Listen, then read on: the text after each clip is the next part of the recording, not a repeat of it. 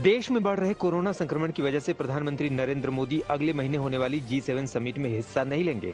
विदेश मंत्रालय की तरफ से इस बात की जानकारी दी गई है। G7 समिट 11 से 13 जून के बीच ब्रिटेन के कार्नवाल में आयोजित होनी है।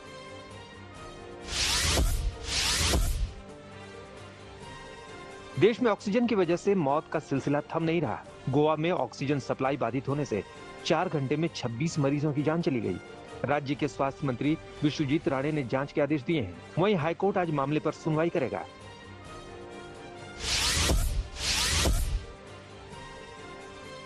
देश में कोरोना की दूसरी लहर के बीच देश के 18 राज्यों और केंद्र शासित प्रदेशों में नए केस कम हो रहे हैं।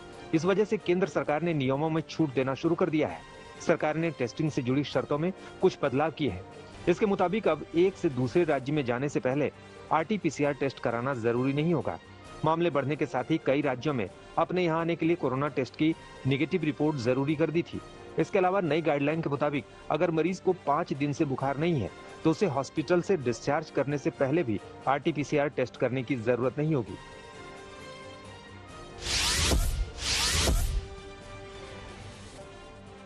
स्वास्थ्य मंत्रालय के मुताबिक देश में 13 राज्यों में 1 लाख से ज्यादा एक्टिव केस हैं। 6 राज्यों में 50,000 से 1 लाख के बीच और 17 राज्यों में 50,000 से कम एक्टिव केस हैं। देश में इस समय पॉजिटिविटी रेट 21% है। 26 राज्यों में पॉजिटिविटी रेट 15% से ज्यादा है। गोवा में ये सबसे ज्यादा 49.6% है। पुडुचेरी, पश्चिम बंगाल, हरियाणा, कर्नाटक और राजस्थान में पॉजिटिविटी रेट 30% से ज्यादा है।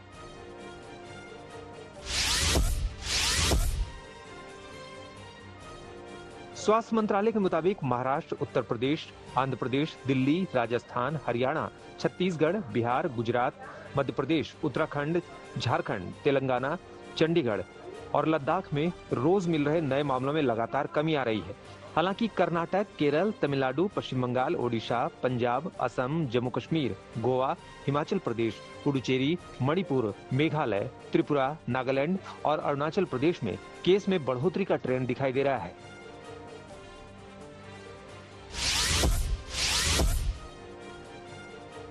उत्तर प्रदेश ने राज्य भर में कोरोना के बढ़ते मामलों को देखते हुए UPTET 2021 को स्थगित कर दिया है। फिलहाल अगले आदेश तक इसे आयोजित नहीं किया जाएगा। 25 जुलाई को प्रस्तावित परीक्षा के लिए 11 मई को विज्ञापन जारी होना था। इसके लिए 18 मई से आवेदन प्रक्रिया शुरू होनी थी।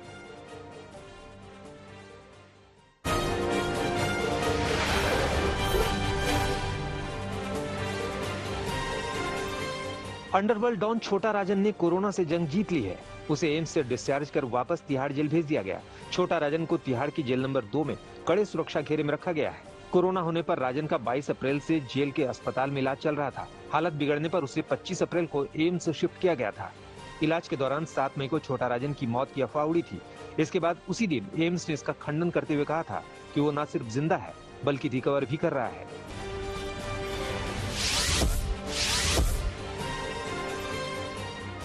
देश के कोरोना और वैक्सीनेशन संकट पर सोनिया गांधी की ओर से पूछे गए सवाल पर बीजेपी ने पलटवार किया है। बीजेपी अध्यक्ष JP नड्डा ने सोनिया की 4 पन्नों की चिट्ठी में कोरोना को लेकर नकारात्मक प्रचार करने का आरोप लगाया। उनका कहना है कि कांग्रेस के नेता नकारात्मकता फैला रहे हैं। बीजेपी अध्यक्ष JP नड्डा ने कहा कि अब कांग्रेस में नया चलन है, सारी जिम्मेदारी सेंट्रल विस्टा प्रोजेक्ट पर डाल दो।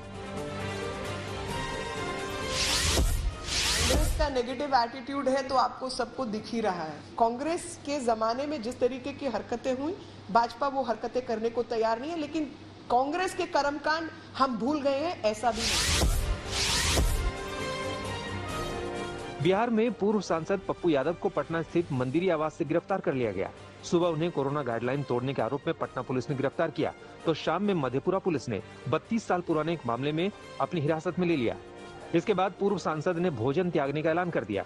वहीं सरकार पर जमकर हमला किया।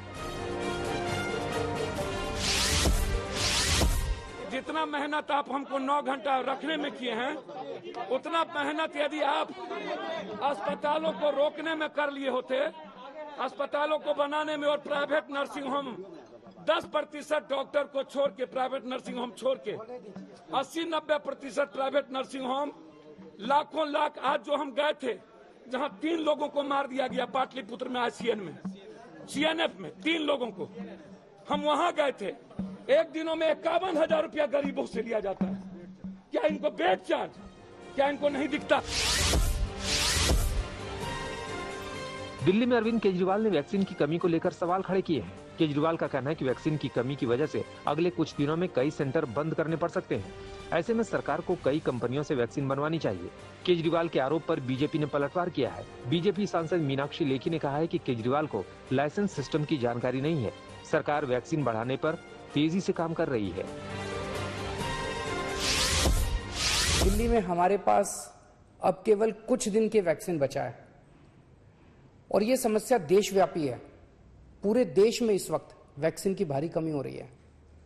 इसलिए जरूरी है कि हम भारत में वैक्सीन का उत्पादन युद्ध स्तर पे बढ़ाएं और देश के हर नागरिक को अगले कुछ महीने में वैक्सीन लगाने की राष्ट्रीय योजना बनाएं। मैं आज एक सुझाव देना चाहता हूं। वैक्सीन बनाने का काम केवल 2 कंपनियां ना करें, कई कंपनियों को वैक्सीन बनाने में लगाया जाए। केंद्र सरकार इन दोनों कंपनियों से वैक्सीन बनाने का फार्मूला ले ले और उन सभी कंपनियों को दे दे जो सुरक्षित तरीके से वैक्सीन बना सकती हैं।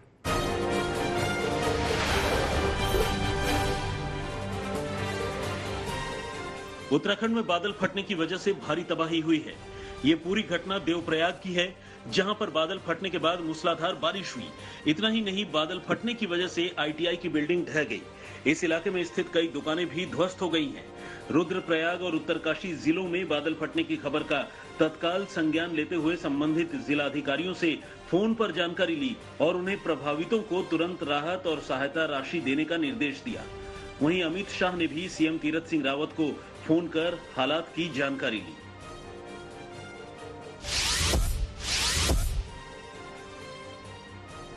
एंटीलिया केस और मनसूख हिरेन की हत्या के मामले में गिरफ्तार असिस्टेंट पुलिस इंस्पेक्टर सचिन वाजे को बर्खास्त कर दिया गया है। ग्रेटर मुंबई के पुलिस कमिश्नर की ओर से एक आदेश में इसकी पुष्टि की गई। सचिन वाजे को NIA ने 13 मार्च को एंटीलिया केस में संदिग्ध भूमिका के आरोप में गिरफ्तार किया था। वाजे को बर्खास्त करने के लिए गृह विभाग ने मुंबई पुलिस से सिफारिश की थी। उसके बाद IPC की धारा 285, 465, 473, 506(2) और 120B के तहत केस दर्ज किया था।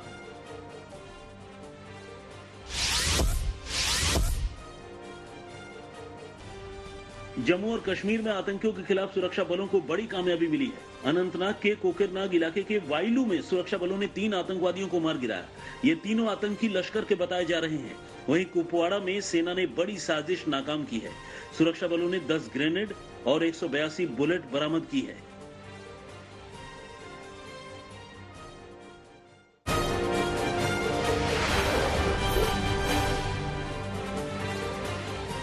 उत्तर प्रदेश के फतेहपुर में तमंचे पर डिस्को करते युवाओं का वीडियो वायरल हुआ है। तस्वीरों में आप देख सकते हैं कि कैसे गाने की धुन पर ये युवक हथियार की नुमाइश कर रहे हैं। बताया जा रहा है कि ये वीडियो फतेहपुर के जहानाबाद क्षेत्र में खजुरई गांव का है। वीडियो वायरल होने के बाद पुलिस हरकत में आई और पुलिस ने वीडियो की जांच शुरू कर दी है। पुलिस ने भरोसा दिया है कि कोविड के नियमों को तोड़ने और हथियार की नुमाइश करने वाले आरोपियों पर कार्रवाई होगी।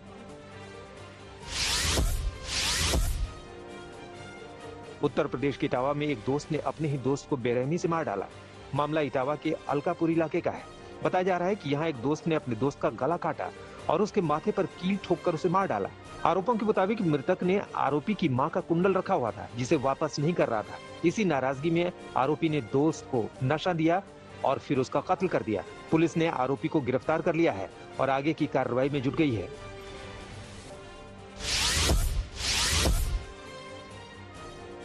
राजस्थान के भरतपुर में पुलिस को बड़ी कामयाबी मिली है। यहाँ पुलिस ने एक ऐसे आरोपी को गिरफ्तार किया है जिसने पुलिस टीम पर फायरिंग की थी। इतना ही नहीं, आरोपी पर एक पुलिसकर्मी की आंख फोड़ने का भी आरोप है। पुलिस के मुताबिक फरवरी 2020 में पुलिस ने गो तस्करी के शक में छापेमारी की थी। इसी छापेमारी के दौरान जावेद नाम के गो तस्कर ने पुलिस पर हमला बोला था और फरार हो गया था। पुलिस ने इस आरोपी पर 5000 रुपए का इनाम भी रखा था। अब पुलिस ने इसे गिरफ्तार कर लिया है।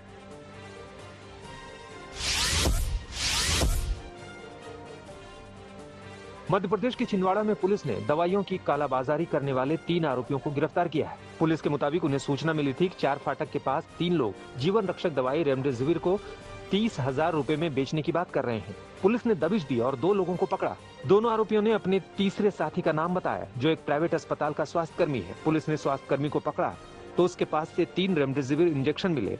पुलिस ने तीनों को कालाबाजारी करने के जुर्म में गिरफ्तार कर लिया है।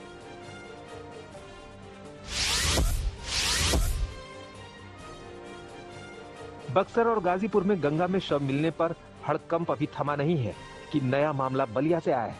बलिया में भरौली के पास गंगा में कई शव मिलने से दहशत मच गई। जानकारी मिलने पर प्रशासन पहुंचा। डीएम की माने तो शवों की शिनाख्त नहीं हो पाई है, मगर गंगा से शवों को निकालकर उनका अंतिम संस्कार कर दिया गया है।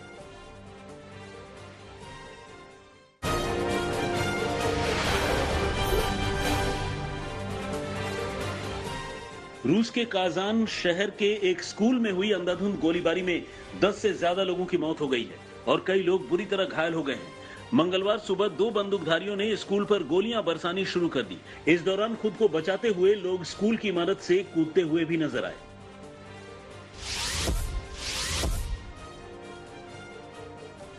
ईरान में राष्ट्रपति चुनाव को लेकर तैयारियां तेज हो गई हैं। 11 मई से उन उम्मीदवारों का पंजीकरण शुरू हो गया जो इस चुनाव में अपनी उम्मीदवारी पेश करना चाहते हैं। जनरल कासिम सुलेमानी के सलाहकार सईद मोहम्मद ने राष्ट्रपति चुनाव के लिए पंजीकरण कराया। ईरान में 18 जून को राष्ट्रपति चुनाव के लिए वोटिंग होगी।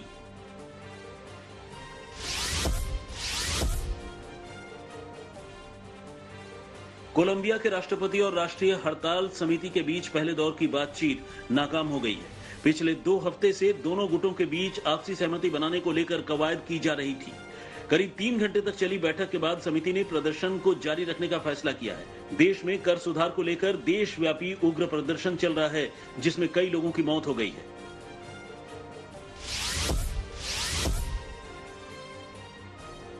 कोरोना वायरस को जैविक हथियार की तरह विकसित करने की तैयारी से जुड़े दस्तावेज पर चीन ने सफाई दी है। चीन ने इन दावों को झूठा बताते हुए इसे देश की छवि खराब करने की अमेरिका की कोशिश बताया है। अमेरिका ने दावा किया है कि चीन के वैज्ञानिक कोरोना वायरस को जैविक हथियार के रूप में विकसित करने पर विचार कर रहे थे।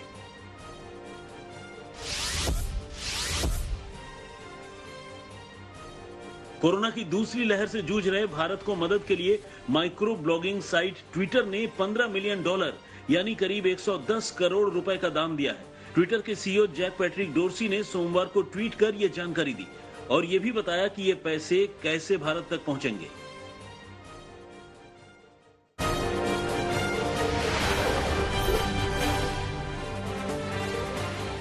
ऑस्ट्रेलिया के दूसरे सबसे अधिक आबादी वाले राज्य विक्टोरिया में कोरोना वायरस से संक्रमित एक शख्स की पहचान हुई है। करीब 2 महीने बाद यहां संक्रमण का मामला सामने आया है।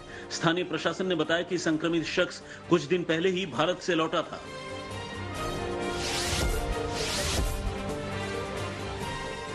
तुर्की में ईद के करीब आते ही वैक्सीनेशन अभियान को और तेज कर दिया गया है। सरकार की कोशिश है कि त्योहार से पहले ज्यादातर लोगों को टीका लगा दिया जाए। तुर्की में जनवरी महीने से चीनी वैक्सीन सिनोवैक और फाइजर बायोएनटेक का टीका लगाया जा रहा है। अब तक देश की कुल जनसंख्या के 13% लोगों को दोनों डोज लगा दी गई है।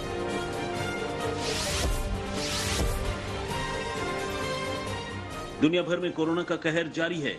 अब तक इस खतरनाक वायरस की चपेट में आकर 33,20,000 से ज्यादा लोग जान गंवा चुके हैं, जबकि संक्रमितों की संख्या 15 करोड़ 97 लाख से ज्यादा हो चुकी है, जबकि 13 करोड़ 74 लाख से ज्यादा लोग कोरोना को मात देने में कामयाब भी हुए हैं।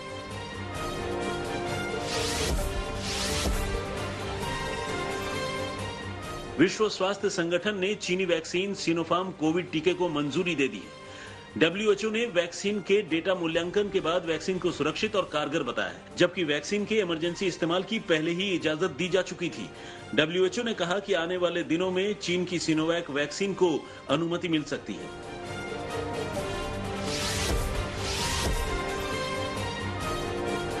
कोरोना वायरस पर काबू पा लेने का दावा करने वाले चीन अब माउंट एवरेस्ट पर विभाजन रेखा खींचने की योजना बना रहा है, ताकि पर्वत पर नेपाल की तरफ से आने वाले पर्वतारोहियों पर निगरानी रखी जा सके और संक्रमण को फैलने से रोका जा सके। नेपाल की तरफ बने एवरेस्ट बेस कैंप में पिछले महीने संक्रमण के मामले मिले थे, जिसके बाद यह कदम उठाया गया।